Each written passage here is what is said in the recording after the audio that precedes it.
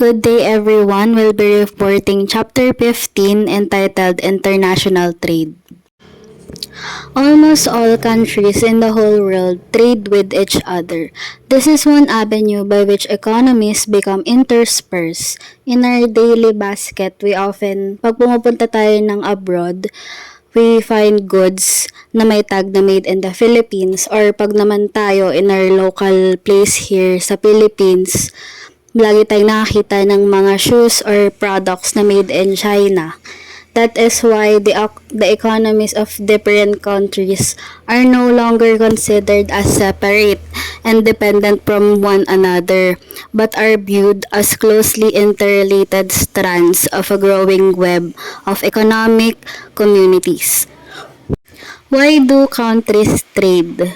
Countries engage in trade because it is beneficial to them. Na-expand yung both consumption and production possibilities ng isang country. Beneficial din ito in a way na pag wala tayong product dito sa Pilipinas, nung certain product na yon, pwede natin yung ma-obtain through trading internationally. Tapos, pwede din tayong maka-afford ng mga commodities more cheaply and with more variety. Specialization. Each individual is endowed with different talents and skills. And people specialize in doing things na best sila. Given those reasons, specialization ay nagpo-promote ng efficient use of resources like time and endowments. It pays for a person to specialize and trade even if that person is more productive than a potential trading partner in economic activities. Consider an accountant who happens to be a skilled house painter at the same time. The accountant can paint his house in less than time than a house painter could if he hires one. The accountant earns 600 pesos an hour doing his work, while the painter is paid 200 pesos an hour. It will take the accountant 30 hours to paint his house. The painter, on the other hand, can do it in 40 hours. So, ang opportunity cost ng accountant sa pag-paint ng house niya is 18,000 pesos. Kasi 600 pesos times 30 hours, ang naging total nun, pag kinompute for sa cost, is 18,000. Tapos, mag-hire siya ng house painter, makakakost ng cost na 100 times 40 hours. 200 pesos times 40 hours. Equal siya sa 8,000. So, although the accountant is better at both accounting and painting, his advantage lies in accounting work naman. So, he will lower the cost of getting his house painted by specializing in accounting. Tapos, hiring the painter. This explanation is ma-apply or ma-relate natin sa countries. Countries specialize in producing commodities where they have an advantage in production over other countries. But how do we know which commodities will countries specialize in? The principle of absolute advantage.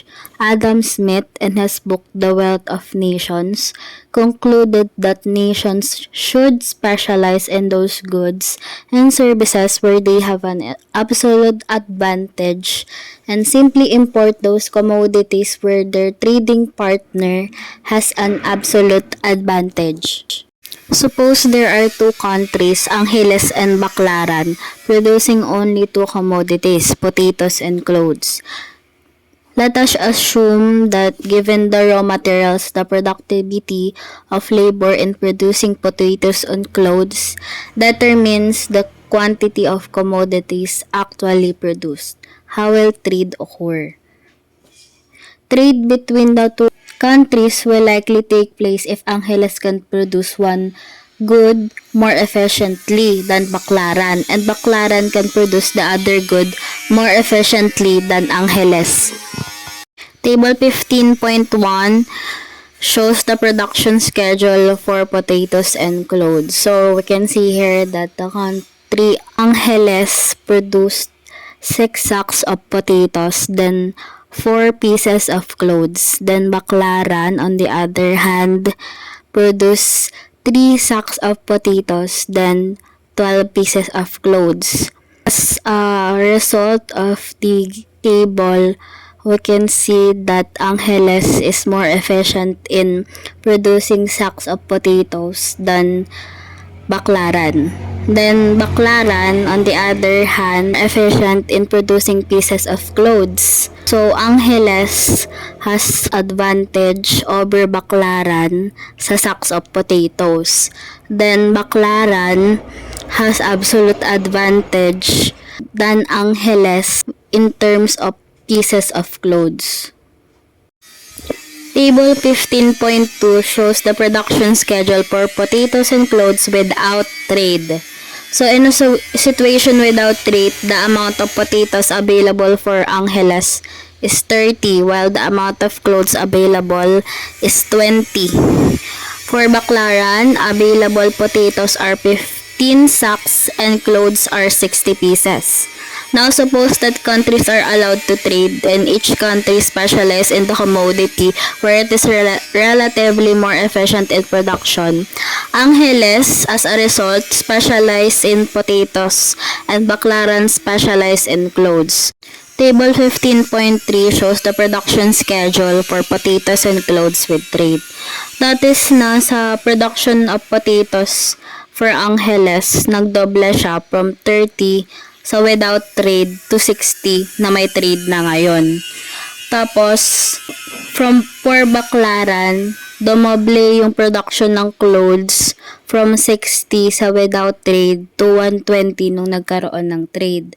So, mas maganda talaga if nagte-trade kasi imbes na gawin parehas tapos hindi naman nag-specialize sila dun sa isang product nila. Mas magandang gawin na lang nila yung mga product kung saan sila specialized tapos mag-trading na lang. The principle of comparative advantage. What if one country has absolute advantage in both commodities, with trade and specialization still occur? Obviously, sa United States, sa lahat ng commodities, meron silang mas malaking absolute advantage over the Philippines. Pero bakit nagtitrade pa rin sila? Parehas namang mas malaki yung commodity sa United States. Table 15.4 shows the productivity of 1 unit of labor per day. So, Cariado produce 12 sacks of rice, then 6 pairs of shoes. Divisoria produce 2 sacks of rice and 4 pairs of shoes. So, nakita talaga natin dito na mas may absolute advantage ang Cariado sa both commodities. A worker in Cariado can produce 6 times as many sacks of rice than a worker in Divisoria. Cariado naman can produce only 1.5 times more pairs of shoes than Divisoria. So, Cariado is more efficient sa pagpuproduce ng rice than shoes, while Divisoria is more efficient sa pagproduce ng shoes relative sa rice. In other words, Cariado has comparative advantage in the production of rice, while Divisoria has comparative advantage in the production of shoes. So we say that a country has comparative advantage in the production of a commodity if yung country na yun can produce that commodity more efficiently at a lower opportunity cost than another commodity relative to another country. Sa example natin, Cariado is nag-specialize sila sa production ng rice, while Divisoria nag-specialize sila sa production ng shoes. So, countries specialize and export those goods and services where they have comparative advantage. Ini-import naman nila yung mga commodities na walang comparative advantage. Table 15.5 shows the production schedule for rice and shoes without trade. Under pa rin to ng comparative advantage. So, without trade, Cariado produced 96 sacks of rice and 12 pairs of shoes, while Divisoria produced 8 sacks of rice and 24 pairs of shoes. If the country were to trade and specialize, would they be better off? So, na natin sa table 15.6 kung saan pinapakita yung production schedule for rice and shoes with trade. With specialization, Carriedo produces 120 sacks of rice as compared to 96 sacks without specialization. Kanina dun sa walang trade. Divisoria on the other hand is able to produce 40 pairs of shoes as compared to only 24 pairs before. As we can see here, the production and consumption possibility with trade under comparative advantage is nag-expand ulit. Trading with many commodities among many countries. Countries simply have to rank commodities according to which good the country has the most comparative advantage, down to the good with which it has the least comparative advantage. The law of comparative advantage is still holds. Countries will export commodities where they have comparative advantage in production over its trading partner. As we can see here, countries will export yung mga commodities na may advantage sila. At the end of the day, hindi nila ilalabas or i-import lang nila yung mga commodities na wala silang advantage or comparative advantage. Free trade versus protectionism. International trade policy can be viewed as a spectrum of policies, with the policy of free trade at one extreme and the policy of protectionism on the other.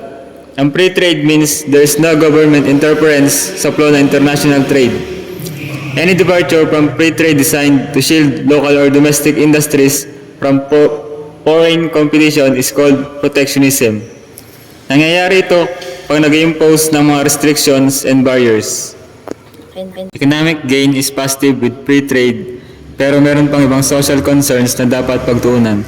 And sometimes, ang government natin ay willing mag-increase ng national income na dala ng free trade, kapalit ng attainment of certain social goals like less fluctuations and prices and supply. What are the ways by which a country implements protectionist policies? There are three main instruments: tariffs, import quotas, and domestic policies na nakaka-reduce ng demand for imported products. A tariff for import duty or tax imports. Tinataas ito ang revenues para sa government, at the same time, tinataas din ito ang prices for imported products. Ang import quota naman ang nagre-restrict ng dami ng imported commodity. Ang bansa nang i-import ay may maximum limit sa dami ng ilang commodities na nire-import each year. Domestic policies naman ang nagre-reduce ng demand for imported commodities. It includes anti-dumping duties and countervailing duties na assigned para maiwasan ang unfair trade practices. Welfare effects of protectionist instruments. Figure 15.1 shows the market equilibrium under autarky. It shows here the equilibrium price and equilibrium quantity. Figure 15.2 shows the effects on trade output prices. Quantity demanded ay tataas and domestic quantity supplied ay bababa as a consequence of lower prices. Dahil ang quantity supply ay less than quantity demanded, magkakaroon ng shortage. Figure 15.3 shows the welfare effects of trade tuwing nag-o-open ng isang country for trade, nagkakaroon ng gain in welfare. Figure 15.4 shows the welfare effects of a tariff with higher prices due to tariff. Nagkakaroon ng loss sa consumer surplus pero nadadagdagan naman ng producer surplus.